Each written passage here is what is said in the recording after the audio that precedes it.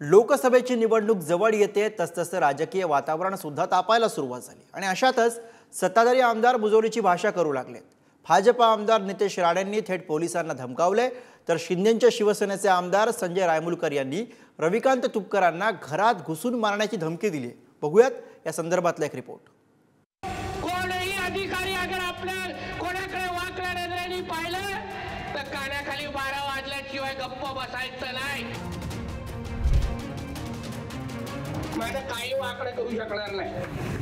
आपला बॉल बसलाय सागर बांगल्यावर, काही होत नाही आम्हाला लोकांना।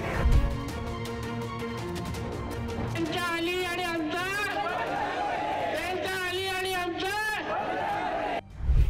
सत्ताधारी भाजप आमदार नितेश राणेंनी मुजोरीची भाषा केली, थेट पोलीस अधिकाऱ्याच्या कानाखाली वाजवण्याची धमकी दिली। राणे इतक्यावरच थांबले नाहीत, तर आपला बॉस सागर बंगल्यावर बसलाय असा इशाराच दिला। आमदार नितेश राणे आणि महेश लांडगेंच्या नेतृत्वात माळशिरस तहसील कार्यालयावर हिंदू जन आक्रोश मोर्चा काढण्यात आला। यानंतर सभेतून नितेश राणेंनी भडकाऊ वक्तव्य केलं। आता यापुढे माळशिरस वरून एकच फोन आले पाहिजे की नितेश साहेब कार्यक्रम करून टाकला, आता पोलिसांना मागे लागलेत वाचवा। झाल्यानंतर फोन करा, विचारायला फोन करू नका। झाल्यानंतर सुखरूप घरी पोहोचवण्याची जबाबदारी आमच्या लोकांची असेल, एवढा विश्वास तुम्हाला आजच्या निमित्ताने देतो। पोलिसांच्या समोर देतो, चिंता करू नका। माझं काही वाकडं करू शकणार नाही।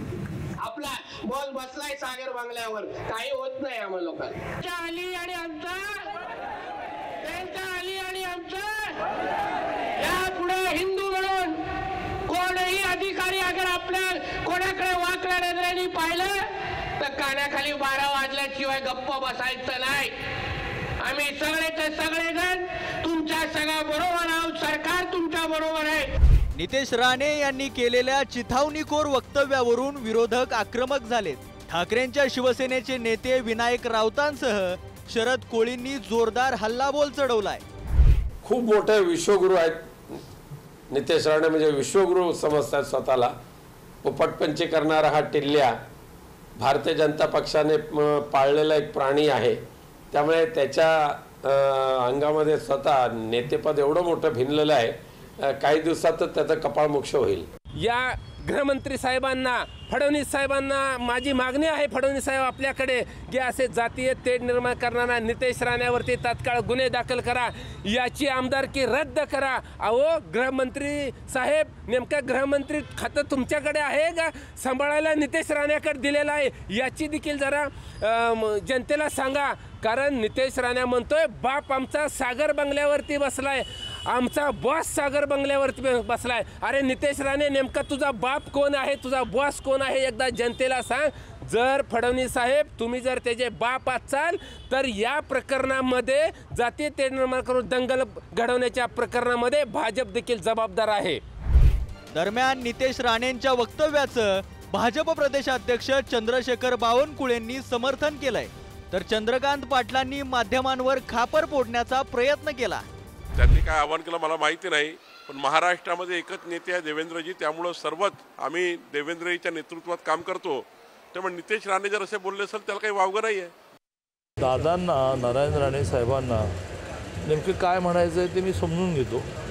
माझ्या सुदैवाने 14 ते 19 मराठा समाजाला जे SC-BCचं आरक्षण मान्य देवेंद्रजींनी दिलं, त्याच्या कण आणि कणामध्ये मी इन्व्हॉल्व होतो।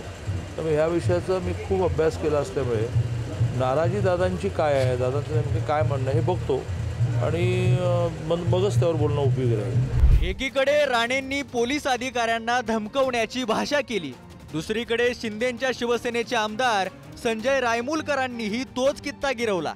शेतकरी नेते रविकांत तुपकरांना घरात घुसून मारण्याची धमकी रायमुलकरांनी दिली, तसेच तुपकरांची पत्नी शर्वरी तुपकर यांच्यावरही आमदार रायमुलकरांनी वादग्रस्त टिप्पणी केली। गोळीबार नेतेगिरी करायची, परंतु खास करून आता मी आजच्या सभेच्या माध्यमातून त्यांना जाहीर आव्हान आहे, आणि वैयक्तिक स्वरूपाचे, राजकीय स्वरूपाचे आरोप करा, जे काय आलं तुम्ही काय करणार ते सांगा, पण खालच्या पातळीवरती येऊन जर मतदारसंघामध्ये आरोप करताल, एकदा जाऊन तुझ्या कानपट्टीचा बाज घेतल्याशिवाय राहणार नाही, एवढं आव्हान मी त्यांना आपल्या सभेच्या माध्यमातून अहो मी सर्वसामान्य शेतकऱ्याचा पोरगा आहे, तुम्हाला इच्छा असेल तर मला एकदा मारून टाका. आणि मला माहित आहे की माझं आणि माझ्या कुटुंबाला या लोकांपासून जीवाला धोका आहे, ही याची मला पूर्ण कल्पना आहे. सामदाम दंडभेद हे वापरणार आहेत, परंतु एवढ्या मोठ्या प्रमाणामध्ये आम्हाला पाठिंबा मिळतो आहे की आता यांना सुचत नाहीये नेमकं काय करावं. आणि मला खोटे केसेस माझ्यावर करणं, मला तुरुंगात टाकणं आणि मला मारामारीच्या धमक्या देणं, घरात घुसण्याची भाषा करणं, ही भाषा रायमुलकरांना शोभत नाही, लक्षात ठेवा. राज्यात सत्ता बदल झाल्यापासून अपशब्दांची मालिकाच रंगत आली. सर्वपक्षीय नेते पातळी सोडून एकमेकांवर टीका करू लागलेत. विरोध करताना तो टोकदार असावा, पण विखारी अथवा पातळी सोडून नसावा याचे मापदंड अनेक नेत्यांनी घालून दिलेत. मात्र अलीकडच्या काळात अनेक नेत्यांच्या जिभांच्या अक्षरशः घसरगुंड्या झाल्याचं बघायला मिळतंय. नेतृत्व करू पाहणाऱ्यांना सुसंस्कृतपणा, सभ्यता आणि संयम यांचा विसर पडणं हे आपलं दुर्दैव म्हणावं लागेल. पंढरपूरहून माऊली डांगे, बुलढाण्याहून संदीप वानखेडे, पुढारी न्यूज.